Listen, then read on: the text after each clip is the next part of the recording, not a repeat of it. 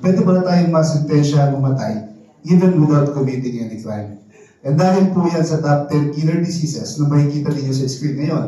No? And sad to say, ladies and gentlemen, ang sabi dyan, 74% ng population is ito po yung nagiging reason ng pagkamatay. Okay? And take a look at the screen. Kung titignan nyo po, familiar po ba kayo sa mga cases na yan? Yes!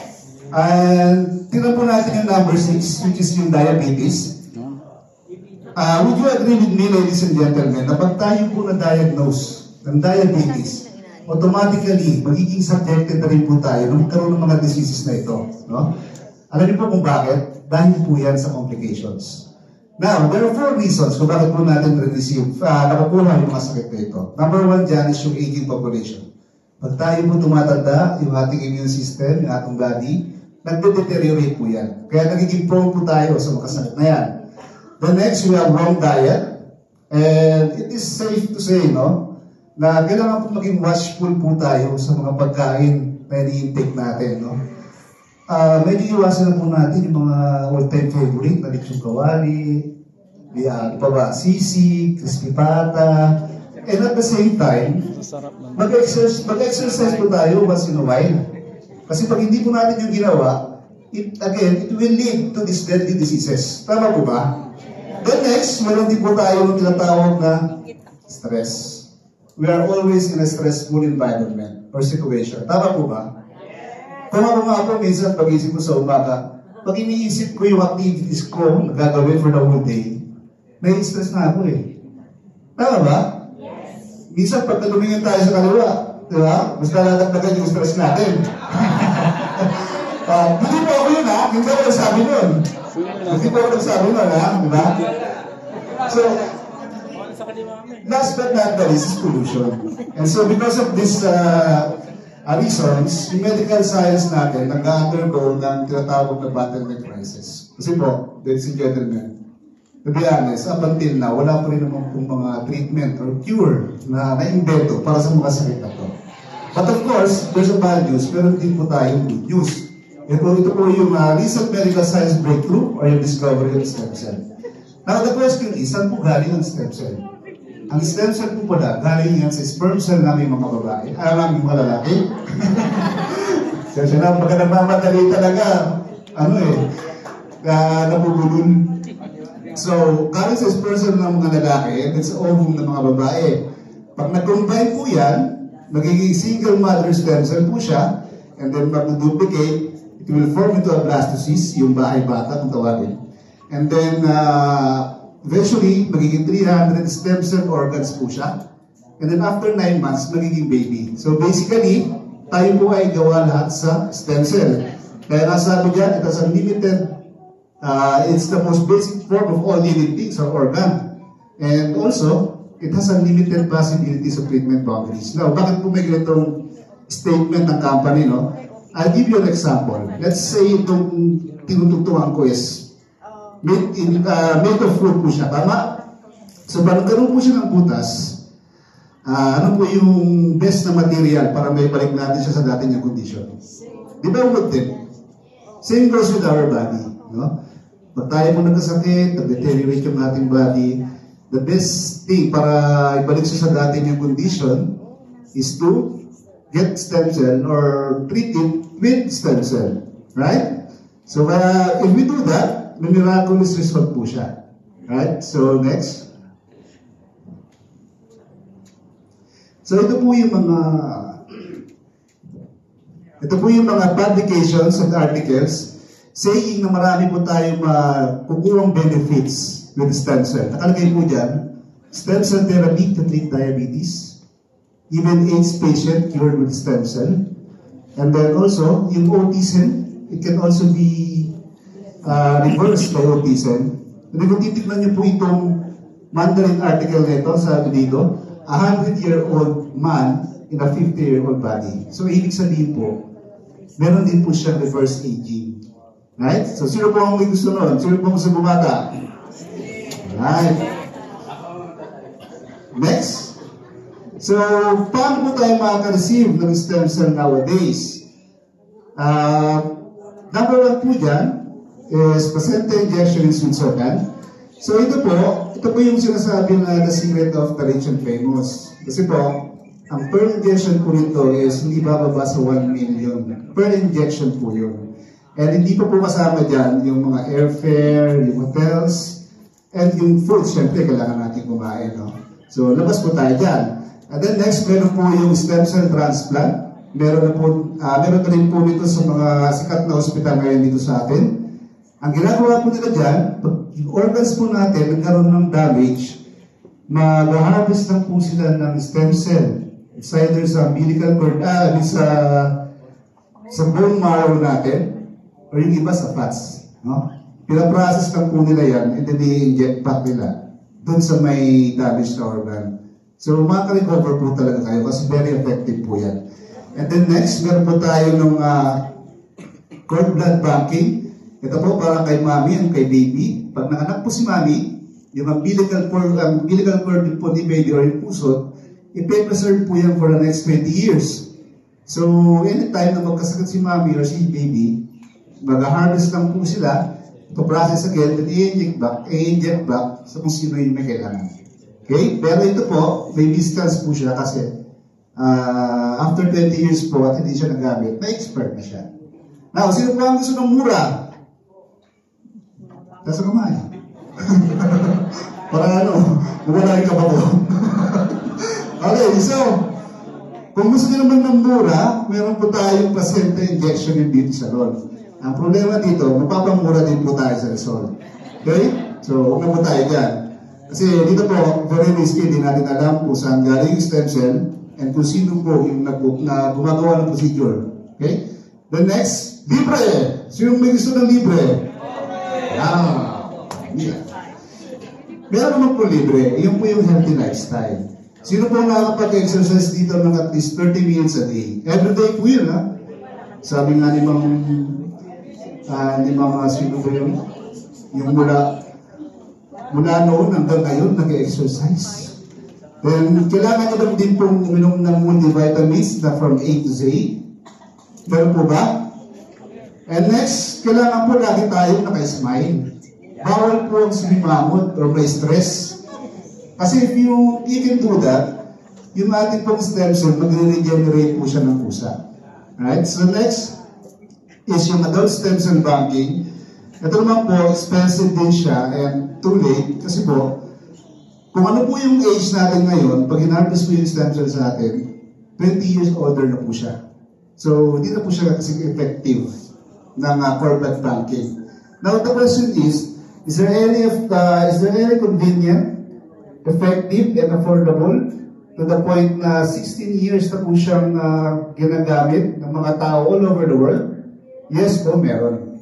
And ito po yung mga technology na ginamit ni Rio International para po mailagay sa capsule ng buhay yung stem cell. Right? Number one po dyan is yung supercritical extraction technology. Ang ginawa po nila dyan, habang ina-extract po yung stem cell from the placenta, they make sure, the technology makes sure na 99% ng bioactive component ng stem cell is ma-maintain. Right? Then next, after po nun, nilalagay po siya sa freeze-drying technology. Ito po is malaking freezer na makikita sa facilities natin sa New Zealand.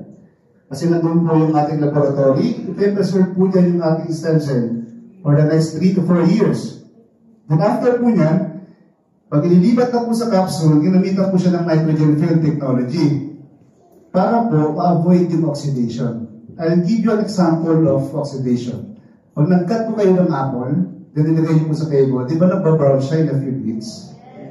Yun po yung oxidation. So, masisira po siya.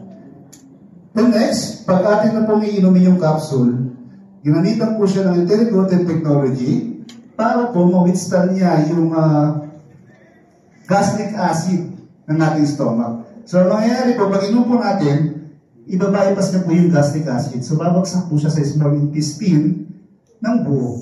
Right? Kasi pag sa stomach po siya, 10 to 20% lang ng nutrients na ma-absorb ng body.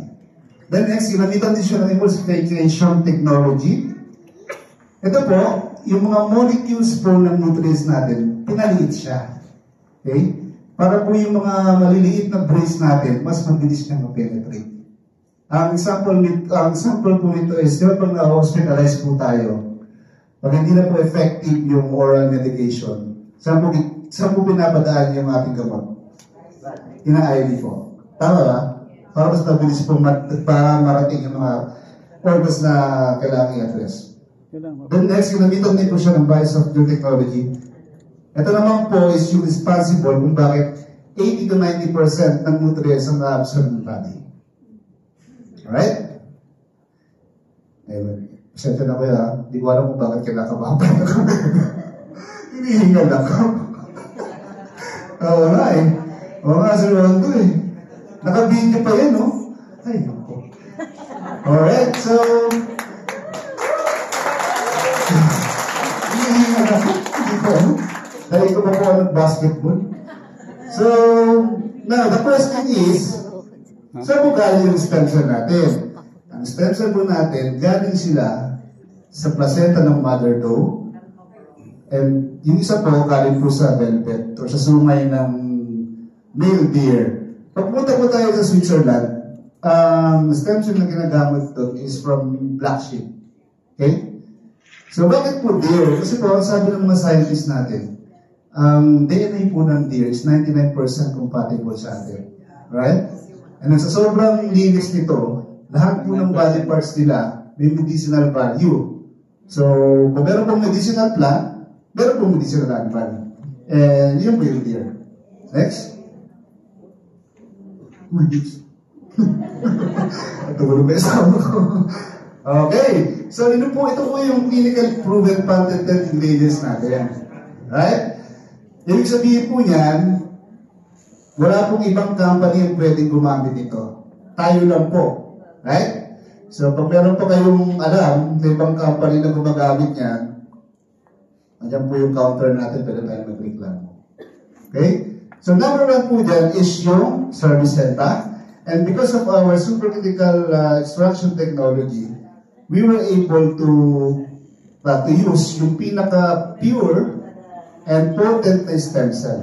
Right? And narinig ko po sa one of the presentation dito ni Ma'am Helen Don, ang sabi niya, each capsule po ng ating pure placenta contains 10,000 milligrams of stem cells.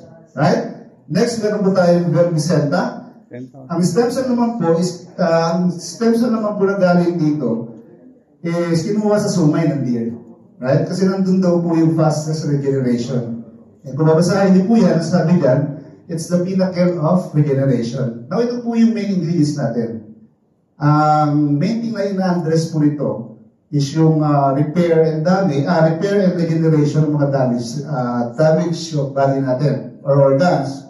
And at the same time, ang sabi dyan, it is also clinically proven to prevent yung mga chronic diseases. O yung mga pinakita ko po sa inyo kanina na sakit sa first slide. Now, next is N-ginseng. Ang N-ginseng po, compared to regular ginseng, it is 150 times more effective and more potent. Bakit po? Kasi po yung N-ginseng natin, tinanim po yan 10 years ago sa volcanic soil ng New Zealand. So, mas mataas po yung mineral and nutrient contents. Now, saan po ba magaling ang N-ginseng? Yung mga brittle na ugat po natin, pinapatibay niyan. And at the same time, yung mga bara-bara na cause ng crispy pata, ng sisi, kina-flash out po ito. Alright? Next is axolotl. Axolotl po, hindi acetone, ha? Ito po is a very rare type of mushroom. And ang tawag po ng mga Chinese dyan is ginseng. Kasama rin po ito sa mga top immortality rule. Ang ina-address naman po nito is yung mga cardiovascular diseases. Okay? Next is nucleic level. Nucleic level po is a white strawberry coming from Mawaji Island, Japan.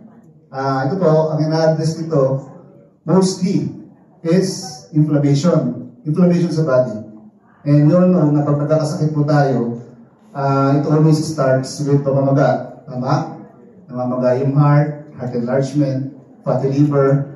Kahit kung nagkasugat tayo, di ba? Yung size niya namamaga. So yun po yung ina-address niya. Parang meron po tayong natural antibiotic. And at the same time, anti-tumor din po siya. Right? So ito po yung mga patented ingredients natin. Kaya pala, ladies and gentlemen, up until now, for the past 16 years, isa lang yung product natin. Because of this. Now, why do we need health supplement? Of course, to supply yung mga nutrients na hindi kaya ibigay ng food natin. Next, prevention, recovery, detoxification, and itong apat po na ito, yung ibang supplement po na-offer nila yan. But ang hindi po nila kaya i-offer is to protect yung mga remaining good organs natin, repair yung mga damaged organ, and of course, to regenerate. Alright? So ito po yung standard ng ating company. One product to fulfill all your health supplement needs. Alright, so aside po sa mga patented ingredients, meron po tayong other ingredients na kasama sa each capsule. So meron po tayong fucoidan. Fucoidan po, 18 doses apoptosis. Ibig sabihin, pag kumain po ang may cancer dito, yung cancer cell po nagsiself-destruct siya within 24 hours. Next, apple extract. Ito po, each capsule po natin, merong 20 mg of apple extract. Pag kinonvert niyo po yan sa apple, 100 pieces of apple po yan. Right? And maganda po ito as natural insulin. So, sa mga diabetic, maganda po yan. Next, tomato extract, antioxidant. We also have marine collagen, skin, maganda sa skin. And at the same time, sa mga joints po natin, maganda rin po siya. So, sa mga arthritis, maganda po siya. And meron din po tayong evening primrose oil. Ang evening primrose oil po is maganda naman sa mga reproductive system ng mga babae. So yung mga hindi magkaanak, maganda po yan. And at the same time, may mga PCOS, mga sakit sa ng babae. Then next, we also have Iscolin. Iscolin po, kung papansinin niyo po, from the first edition up to the 7th edition, nandiyan po siya. Kasi po, ito po yung nagsisilbing food ng stem cell natin. So very important po siya. Then next, we have avocado oils, may mga erectile dysfunction, maganda po yan. Tapos nila-nourish na po yung ating body. Next, borage oil, maganda po yan sa mga may psoriasis, eczema, skin allergies. And aloe vera, ito po, maganda rin because sabi niya, 200 minerals, 70 nutrients. So, ito po lahat ng product na makukuha natin sa isang capsule. Ang ingredients na makukuha natin sa isang capsule. Okay, next. So, ito po is yung leading cause of death worldwide. And ladies and gentlemen, kung titignan nyo, up to 10, hanggang pang 10 po, puro sakit po yung leading. So, it is best, ladies and gentlemen, after this presentation, I really hope na huwag po tayong mahihiya na i-share yung narinig nyo dito. Kasi just imagine, kung nasa 10, kasi sundaan po tayo dito. Just imagine kung gano'ng maraming tao, pag sinare natin to, at least mabawasan man lang yung 8.56 million na yun, no? Through sharing the product. Di ba?